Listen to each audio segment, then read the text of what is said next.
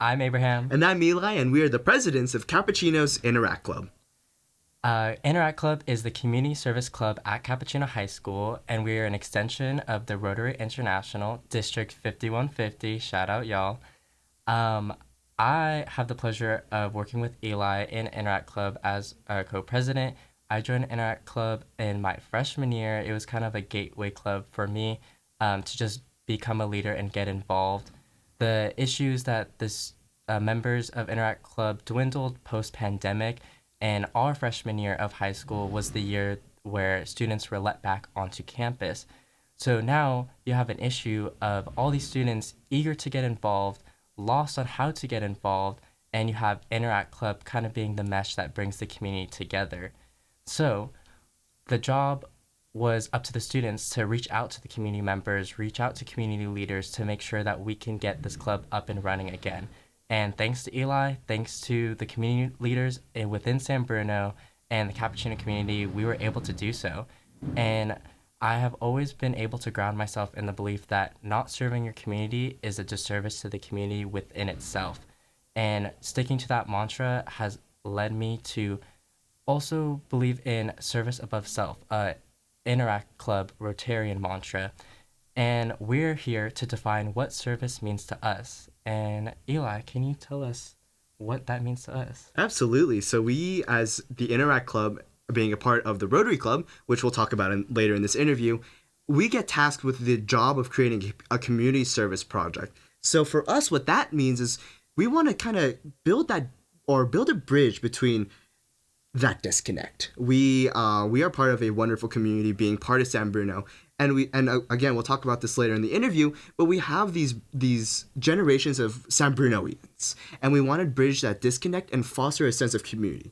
The best way we thought to do that is to create these videos, these interviews with people who are leaders in our community, whether it be business leaders or who you'll meet later, Chris Scerri. Chris Scerri is the chief brand officer of the Home Team, which he founded in 2022. The Home Team is located on El Camino, really close to Capuchino High School, across the street from Jack in the Box. We are actually in his studio right now. He built a podcast studio right dead center of this stunning building. Its job is, it calls itself a dynamic showroom and build design hub. Its idea is to build all the parts of construction together and put it all under one roof. And you'll hear that throughout the interview of this idea of creating community. Chris Scerri is also the president of the Rotary Club, of whom we are under and partnered with. He, along with the rest of the Rotary Club, has been so kind as to be really supportive of this Interact Club, of course, creating this beautiful space that you get to see later in this interview, but also supporting Abraham and I in creating and building up Interact Club. As seniors, we are sad to have to leave this behind, but we are comforted knowing that the Rotary Club, along with our stunning group of leadership, will continue it on and continue going with the club. So with that, we hope you enjoy the interview. If you like it, like, comment, subscribe, share with someone who you think might enjoy it as well. And we'll see you in the next one. Peace. Thank you. Alrighty, this is our first interview, so if you're watching from home, please excuse any mistakes, but we won't tell you if we ever make them. Today we're joined with Leo Pena, who is which camera do I look at? This is so fun. Leo Pena, tell us a little more about yourself. My name is Leonardo Pena, and I'm a sophomore at Capuchino High School. I play 3 sports, and this is my first interview. Hey. I'm Katarina Sosa. I'm community chair on Interact Club. I also play 3 sports like Leo. What else do I say? I think that's great. I'm a junior currently, yeah. So I'll be on next year's board as well. Yeah, that's Wonderful. Right. And I'm Elijah Agra. I'm a senior at Capuchino. I play sports too. I do drama. That's not a sport, but I do drama. I've been part of Interact for 3 years, and I'm serving alongside Abraham Alfacori as co-presidents. And both of us are seniors, so unfortunately we have to leave this wonderful group behind, but we hope that with these interviews we get to leave behind a legacy. And that's something that our guest has been really instilling into us over the past couple of months that we've known him. Chris, hello. Yes. Hello, everyone. How are you? Good. Yeah. Yeah, Chris has graciously invited us into his space. So would you mind telling us more about this space? Yeah, no problem. But before I'm an alumni, graduate of Capuchino High School, 1993. I played 3 sports as well: football, basketball, baseball. And my son goes there currently. My daughter graduated from there a couple years. Oh, actually, last year. Excuse me. She's a freshman now at UC Santa Cruz. So go Cap, go Mustangs. So my name is Chris Scerri. I am a co-owner of the home team, Design Build Together. And ultimately, the home team is located here in Millbrae, very close to San Bruno, across the street, San Bruno. The building next to us is San Bruno, and Capuchinos right up the street. But what we're trying to do is standardize the residential building sphere and world, because it's a very fractured industry. And when you're doing a home remodel, nobody really knows who to start with. So what we found is that we wanted to create a one-stop shop, in essence, that would cater to any stakeholder in this entire process, from the homeowner to the contractor, designer, architect, engineer, the city. So when you create a single platform of communication, hopefully now we can stay on time, stay on budget, and create a better product for our clients. That's awesome. Yeah. And for our viewers at home, we are actually within his space. He built a podcast studio in the middle of it, and we are more than eternally grateful. As you have heard from the intro, we are part of the Interact Club, which is part of Rotary. Chris is the Rotarian president. Can you tell us a little bit more about Rotary? Yeah, sure. No, so I in all honesty, I had no clue what the Rotary Club was, right? Until about 3-4 years ago. I would see the Rotary symbols when I went into a city, or the Lions Club. And then finally, one of my friends was the president about 3-4 years ago, and he posted on Facebook, and I just saw, hey, I'm the president of the Rotary Club. So I just inquired and said, hey, what is that? He's like, well, you actually might want to come by and check it out. So we have lunch meetings, some evening meetings, and I attended a couple meetings, and I found out that, wow, these are a lot of the movers and shakers of the community. Most importantly, these are individuals that want to give back, and they want to be part of something bigger than just themselves. But they truly, there's a multitude of different things that the Rotary Club of San Bruno has done in the past and continues to do. We donate. We're a 501c3 in addition to having our international Rotary status as well. And from the Rotary Club of San Bruno, we do everything from helping local schools, providing scholarships, feeding people, to providing backpacks and the essentials for students. The list goes on. It's really amazing what we do locally, and we also do international projects. So currently, we're part of a project of building a wellness center in Uganda, believe it or not. And we have 2 projects internationally in the Philippines. One project is our second year in doing so. We help individuals that have cleft palate lip surgeries that are needed. Mm-hmm. So it's been amazing to see how their lives have transformed. And now we're working with women and children in Bohol, the Philippines, and we're trying to help with just dental work and hygiene, just to help do things. So there's an international presence, and there's this local presence of helping out the city of San Bruno. Now, not every city in the country, but many cities have Rotary clubs, so it's almost like a different chapter in each city. That's awesome. Yeah. Yeah, that's really amazing. And a follow-up question to that is, for the viewers at home and they want to join Rotary Club, how can they do so? Yeah, that's a great question. So we have an online presence. The first thing would actually, go online, go to Facebook, go to Instagram, kind of find, where you can see the Rotaries in action. I would also recommend just going to the web and just looking up the Rotary Club. Like, how do I join? And for us, it's very simple. You can get a hold of myself or other individuals in the club, and we'll invite you to, come to a lunch, make sure it's something that you're interested in, or an event, right? How cool is it to actually go to something where we're actually there and we're helping the community? But in essence, the key is to kind of find a Rotarian, right, and connect with that Rotarian, show your interest, or go online, fill out the application that we have on our Rotary Club, and it's called Club Runner, but you can go to rotary.org and find a lot of information out. That's awesome. Yeah. Continuing on this idea of Rotary, you mentioned how a few years ago is when you actually heard about Rotary Club, but what made you want to stay with it? Yeah, it's a great question. So I think I hit about 3-4 lunches, and I would attend the meetings. Then I started to do my due diligence, kind of research and see what the Rotary Club truly was about. And really what hooked me was a couple different things. One was the ability to connect with people on an international level, to see the reach you have in how by working together you become stronger. So we're all kind of strong alone, but we're stronger together. And that's something I've always loved, that philosophy throughout life. The warriors use it, right? Strength in numbers. And really that's what it comes down to, because what is it? It's a community. And what is a community, right? Who forms a community? It's every single one of us are a part of it. From the person that needs the most help to the person that can offer the most help. And really, that's what really, I really enjoyed about learning the most about the Rotary, is like how much they do for the city of San Bruno. San Bruno's has a huge place in my heart. I moved to San Bruno, I think I was around 12 years old. I was able to go to schools in San Bruno. Parkside. I actually attended Allen for a little bit. Parkside, both years, 2 years at the time.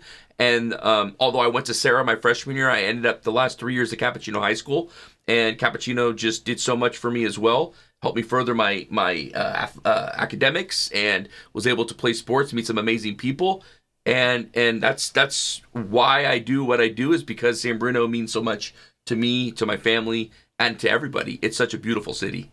For sure. That's great. I think it's interesting to talk, to hear about what you have to say about what you're doing right now in Rotary, but I remember the first time meeting you, you talked a lot about the things that you did in the past. So Can you talk about your experiences, maybe things that you experienced in your own life, things that you saw Sure. growing up that led you to the person that you are today? Oh, Or yeah. what are Well, you doing? that's a great question, and we all have our stories, and they just, they continue. But so I was very blessed and fortunate to go to St. Mary's College out of Capuchino, and I was able to continue my education. I ended up entering. I didn't know what I wanted to do, but I ended up going into education. I always loved giving back, and I loved helping kids. So I started a career in education. And I think I taught for about close to 4 or 5 years between the city of San Francisco and Parkside Intermediate at the time. And I had a wonderful time. And then all of a sudden, cost of living expenses, you're like, wow, I want to buy my first place. And there's not a lot of money left when you were a teacher. So I ended up working a second job and really almost a third job coaching. And then somebody asked me, hey, have you ever thought about being a police officer? I said, no, really, I haven't. And they said, well, you should think about it. I said, well, I really love what I do. I love giving back. They're like, well, you can give back in law enforcement as well. And I was like, well, let me check this out. So I left teaching and I went into the police academy. I was hired from Rebel City Police, became a police officer, met some amazing individuals that really kind of shaped my life at that place and that point in my life. And unfortunately, I sustained an injury that ended my career. So I went through what they call vocational rehabilitation, and they kind of sent me back. So I furthered a little bit more education, and I went back into education. So I think I taught for close to 21 years, went back, into teaching, into coaching, and that's really what shaped me. Now, in the back of my mind, I always had thoughts of, other things in business, and I always kind of had things on the side. I would sell, let's say a certain product, like there were some green products that came out originally, like recycled tires, right? I got into it like, I can help the community and I could do this and make some extra money. Then it was like a company called Man Cave Memorabilia. Shout out to Tony Rohat, San Bruno Cap grad. And he had this idea of kind of helping schools and organizations raise money through sports memorabilia and just fundraising and like silent auctions and really cool stuff. And I joined up with Tony. We had a good run with a company called Man Cave Memorabilia. It was a lot of fun. Still around, and still Tony's doing some great things. And then after about when COVID hit, after a year or so, I teamed up with Anthony DeLuzio, who is my business partner now here at the home team. And this is what the result is. I have a wonderful business partner and who's definitely has that entrepreneurial mind, relentless expectations on achieving excellence.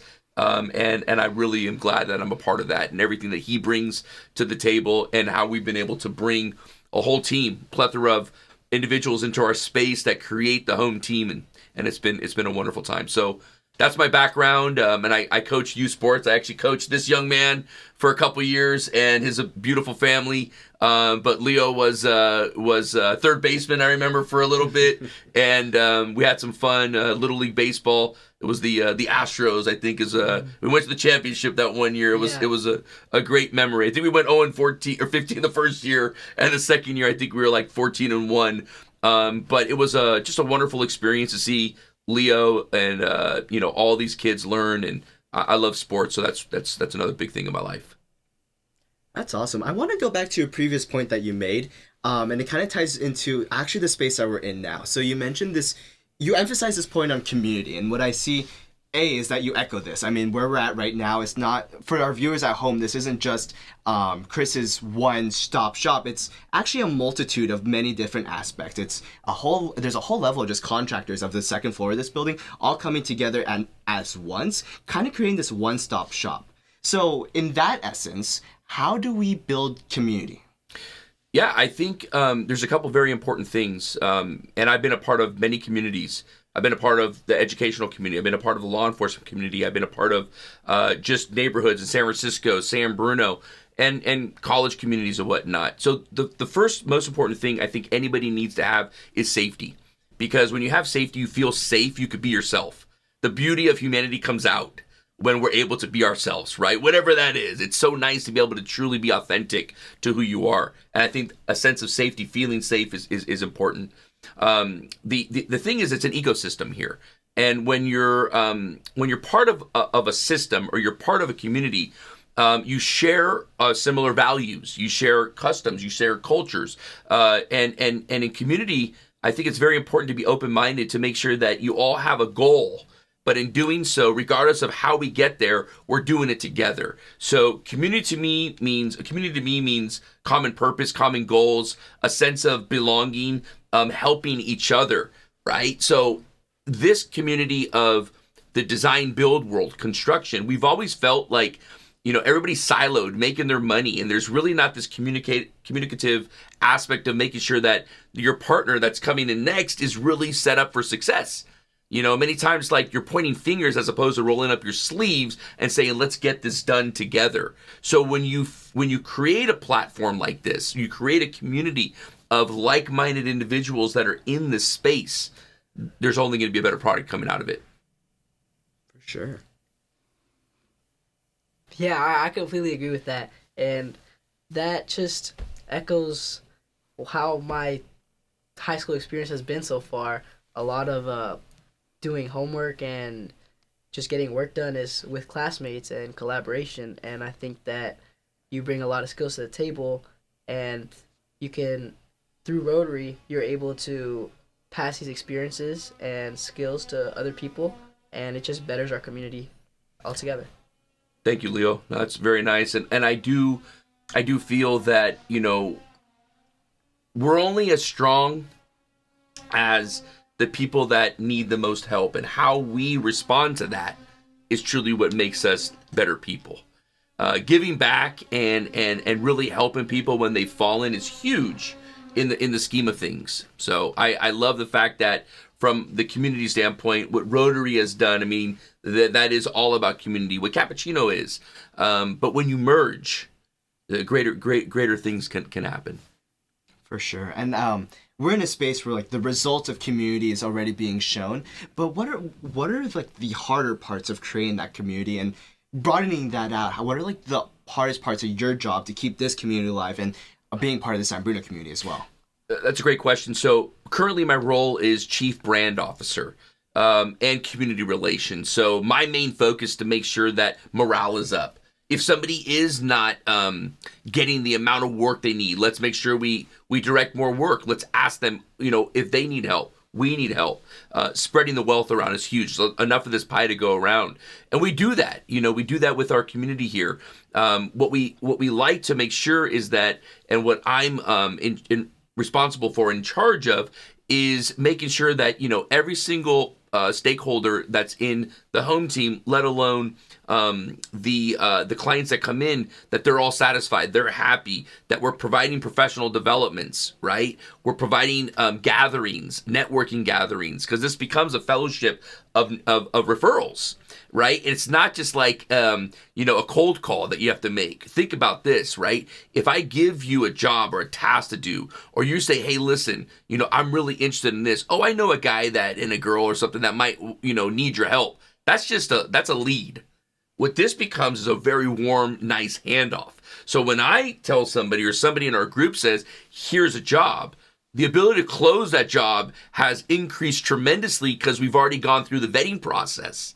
And you know that like what you're getting now is pretty much a done deal. Now you need to rise to the level of those expectations. And that's what's beautiful about what we do. So as the brand officer, and co-owner, co-founder of the home team, it is my duty to make sure that we continue to represent the company the way that we all want to make sure that clients see us in good light, and making sure we always come through.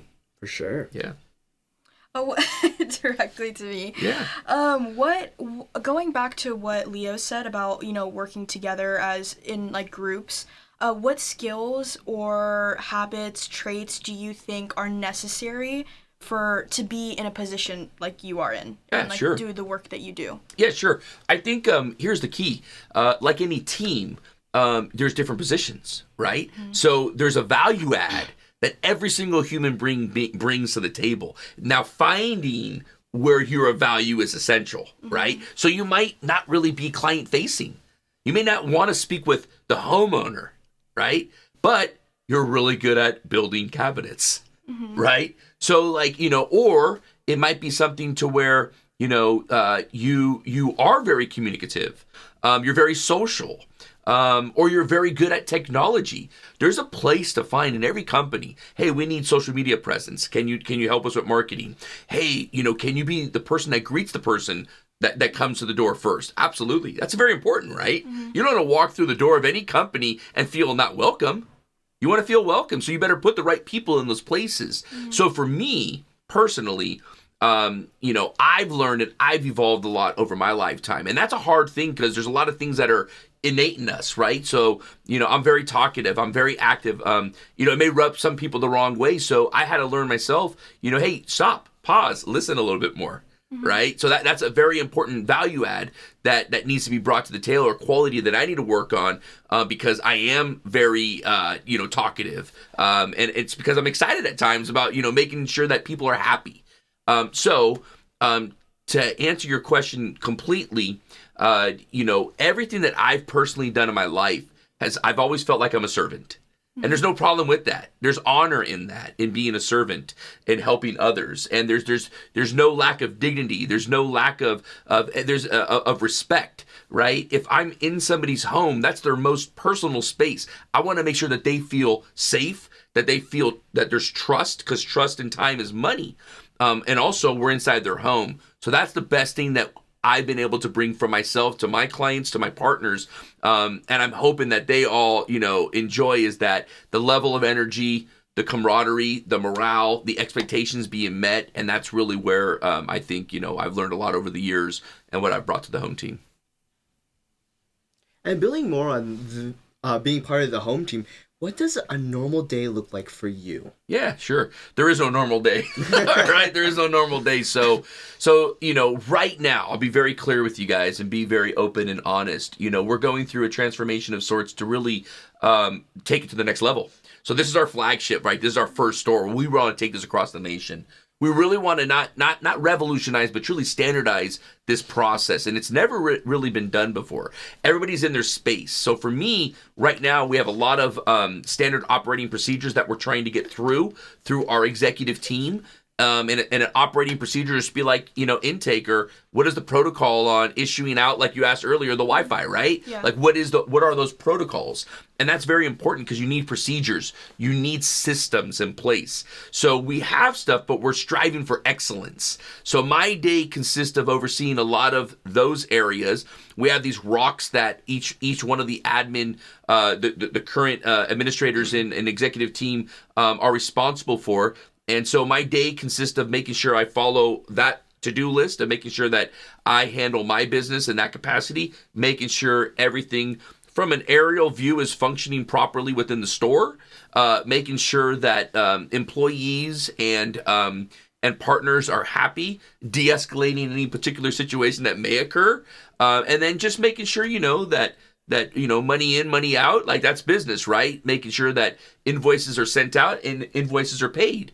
That's very important, right? You can't run a business if you're not sending out your bills and collecting on your bills, right? And doing it in an honorable way. So that's my typical day, and then in between there might be a new job, passing those and handing those off to team members, or somebody will call me and say, hey, I want to do my kitchen remodel. No problem. Set them up for success and explain to them how to come here and go through the process that we've created. Being kind of like the lead of your company and like the head of it, I'm sure there's difficulties that come up in like what you do. How do you challenge that? How do you take on those challenge of difficulties that come up throughout, the weeks or projects that you're doing? How do you combat that with real like resolution or solution? That's a great question. So first of all, right now, Anthony DeLuzio and myself are both really, so I have a partner in this, right? And I have more people that help me. So we all kind of have our responsibilities. He's really out there at the highest of levels today as the CEO of the company. And in doing so, he's making sure that there's runway, making sure that the vision's being, everybody's being held to the highest of standards, that we're meeting our goals. My vision, and we have another lady by the name of Lillian who really is in charge of creating a lot of these systems, operational roles. And then for me, I would say this is how I handle stuff. So in life, I've realized that there are problem makers and problem solvers. I'm a problem solver. So it's a great question for somebody like myself. If there's a will, there's a way mentality. Yeah. So I try to meet everything with honor and integrity, and if it's a serious situation, what does that mean? Okay, serious situation is life or death, right? That's a different way that you're going to handle a situation. Okay, somebody got hurt on the job. All right, we have a protocol to follow, right? If they're out there doing the work, somebody got hurt here. That's really serious. Or there might be a disagreement, right, in a bill, right? And that happens at times. Hey, I thought this was an expectation, but this is what happened. So making sure that we are very proactive as opposed to having to be reactive. Mm-hmm. So I think many times I like to answer that question in this capacity. I really like to front load a lot of things to make sure that I can avoid as many problems as possible. So we invest a lot in the beginning to assure that we minimize the possibility of these things happening. And that's just from a construction or business standpoint. So we handle it with dignity, with grace. We've been very blessed and fortunate to not really have any serious problems, right? But there's personalities, right? There's hires. Some people might want to move on to another location or job. No problem. And I think if you just talk to somebody, hear them out, you'll be able to solve the problem one way or another. It'll always be done. Kind of shifting the conversation a little bit. For the people watching at home, how you talk a lot about making connections and networking. Yes. How, for someone who really maybe doesn't know how to do that or where to go to network. Sure. Let's say like conferences or things like that. Yeah. What is your advice to them to get into being proactive about that? Yeah, first it starts with you. It's a very, getting out of your comfort zone is something that's so important for any young person, right? And pushing yourself, right? So, I always heard the saying, if you surround yourself with 5 successful people, you'll be the 6th. Mm-hmm. If you surround yourself with 5 criminals, you're going to be the 6th, right? or 5 just people that aren't very kind, you'll be the 6th. So pick and choose the people you hang around with very wisely. That doesn't mean that every person there's bad people, there's good people. There's good people that make bad choices all the time. Mm-hmm. But you have to make your choice. You're responsible for that. And own your mistakes. We said early on about mistakes. It's okay. Mistakes are wins in my book, right? If you learn from them. So to answer your question, I think it's like this. If you can say to yourself, I have a goal. Set those short-term, those long-term goals. And in doing so, do your research. Okay, I want to go into whatever, selling cars. How am I going to be the best car salesperson, right? What do I need to know? Well, I need to know what I'm selling, who I'm selling to, who's my audience, right? And you know what? I want to get out there, so maybe I should learn how to market myself, right? Am I going to post stuff on social media to gain people to learn more about me, or am I going to go out? It's a push and a pull. Mm-hmm. So I think you need to kind of find, like you guys did with the Interact Club. You know, now you met the president. There's going to be another president coming in shortly in June, July. And you surround yourself with people that have similar values, community, that are going to push you in the right direction, and that are willing to kind of give up some information for you to go, hey, listen, that's something you're interested in? Ask that question. As we mentioned early on, it's important just to ask those questions. When I was a teacher, and I had this conversation with you all prior, you know, as a teacher, it's okay to be that person. Even if you think 99% of the class understands what the teacher said, be that person if you don't, because that's your education. That's your life, right? So if you take ownership in that way, then anything's possible. So I would say find people. There are adults in your life that are positive role models. Trust them in the process, right? Ask if it's parents. It could be family members. It could be uncles, aunts. It could be, leaders within the schools. It could be leaders within your organizations of sports or drama, whatever. You know, they're in those positions for a reason. So ask like you're asking me. If you see somebody or some job that you want, ask them, how did you get there? What do I need to do? And that's going to get you through the door, because people want to tell their stories. People want to help. You know, it's just who's willing to actually build the courage to ask those questions. So in essence, to wrap that up, never feel guilty for asking a question. Never feel embarrassed to join something that's bigger than just yourself. Be vulnerable. Get out there. Meet people. Even if you're not talking all the time, you're connecting with people. Mm-hmm. You're passing information, whether it's your Instagram or it's your business card, right? You're literally connecting with people, because for your generation, we didn't have that as Gen X. I didn't have the ability to go online and push a button and send information out to the world. You do. You have to be careful, right? As well. But think about that. You already started networking. I guarantee if you have a social media presence, there's people on your pages, they're friends, or there's maybe somebody that you never met in person, but likes your content, right? Or just likes something that you've done. That's a person. That's a connection, right? And that's similar to this world of building your network. I think You got it. I think to go back to networking and meeting new people and putting yourself out there, I think a lot of people rely on others to also accompany them. But I think it's important to note that you're not going to always have that other person. So it's important to do those kind of things on your own, you know, and there's no problem with that. I think just this year I've started, and a little bit of last year, I've started to, go to those conferences, go to those meetings alone, you know, and after you do it the first time, the nervousness, everything goes down every single time that you do it. So that's great. It's quite liberating, to be honest with you. It is. I think I always said to my students, I would ask questions and I would say, what are the 2 most important days of your life?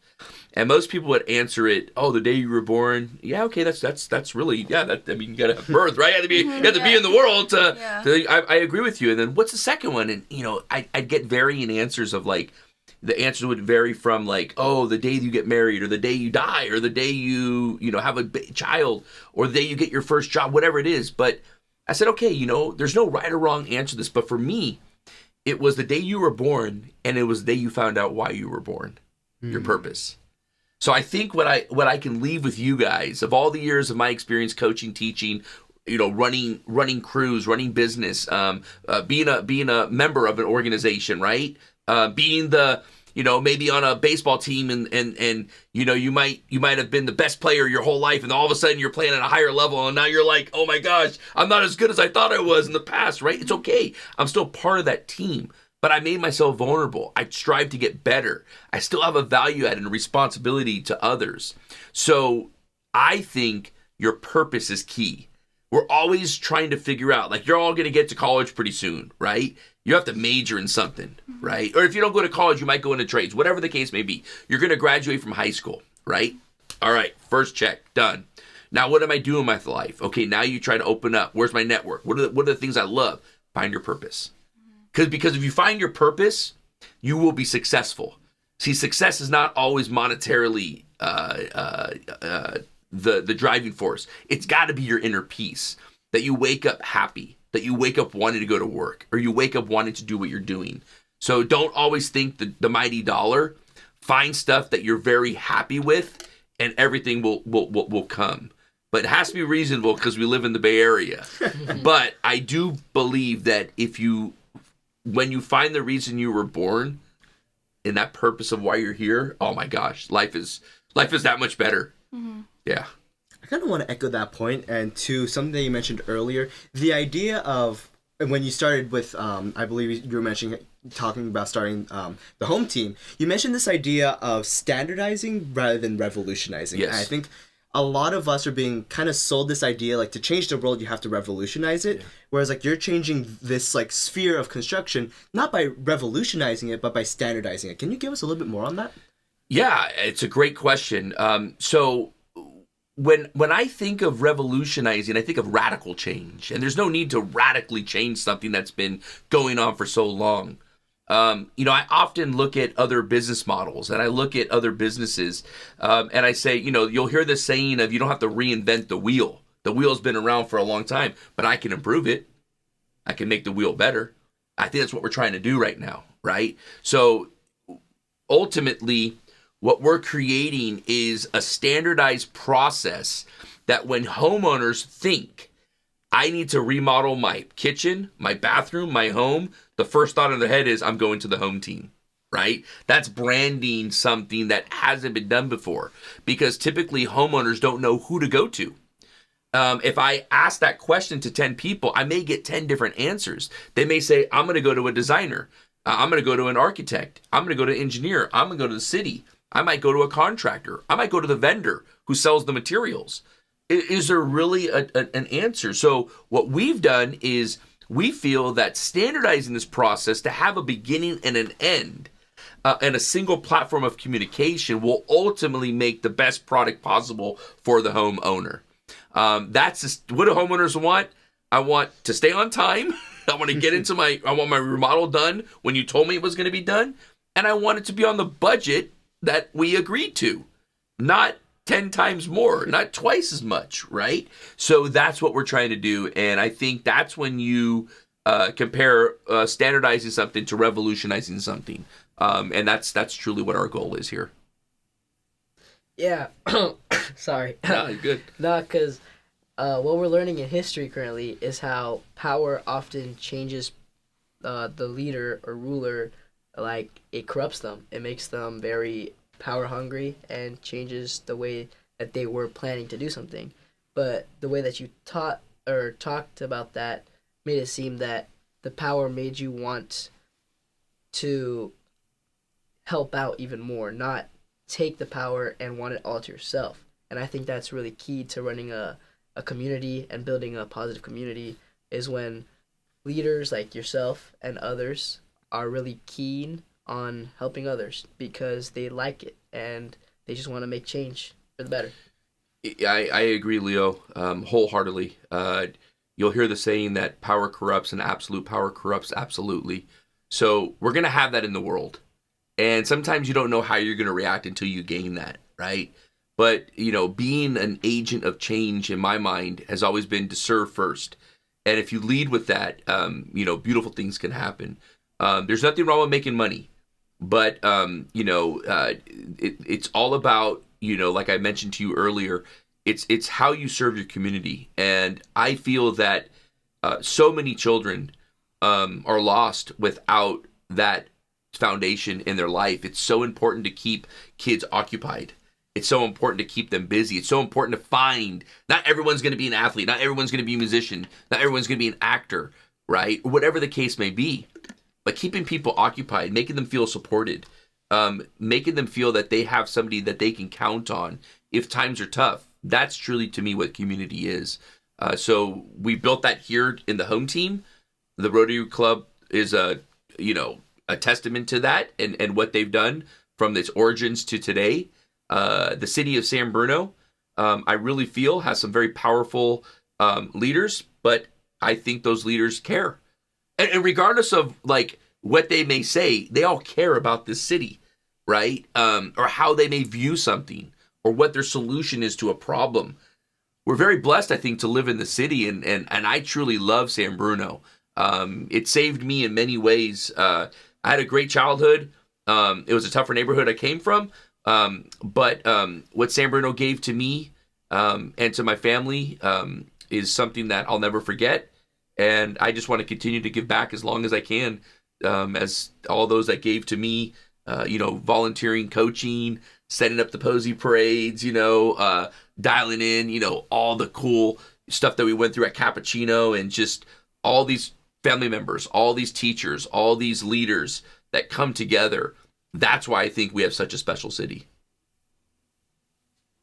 So we're running a little bit low on time, but I want our last imparting thing is, what are you excited about for San Bruno? I mean, obviously it has this specific charm to it. I think there's this charm of how our downtown, there's no major corporation except for Starbucks. Yeah. And I think there's something beautiful there. And I think the city is working towards really leaning into that and like creating more of this community feel. You have a very intimate pulse on that, being part of Rotary and being its president. What are you excited about for San Bruno? Well, I think we're at a crossroads, and how you handle that, like Leo attested to, is important, right? I think there's an older generation of San Brunians, and there's the new generation. I think we need to embrace it. I really think that like keeping culture and customs is so important, but also adapting to what's new and maybe new things and new ideas that are out there. So I think there's a huge backing to make the downtown as vibrant as possible. Let's drive business down there. Let's let people feel great. There's wonderful food. There's great businesses down there, right? Now let's bring more people down there. Let expose what's truly to offer. Obviously everything that's happening at the Park and Rec, the aquatic center, it's insane, right? That's like one of the coolest facilities around. Let's embrace it. Let's look at, how cool this is going to be for our community. We already see the benefits of bringing people together, right?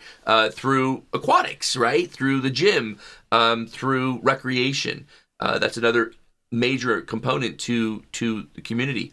So what I'm excited about is, I have my children that are around your age, that are your age, and the future generation, that San Bruno embraces this change that's happening, and the individuals that want significant change can balance it out with a lot of the traditions that have set us apart from many cities and continue those for as long as possible.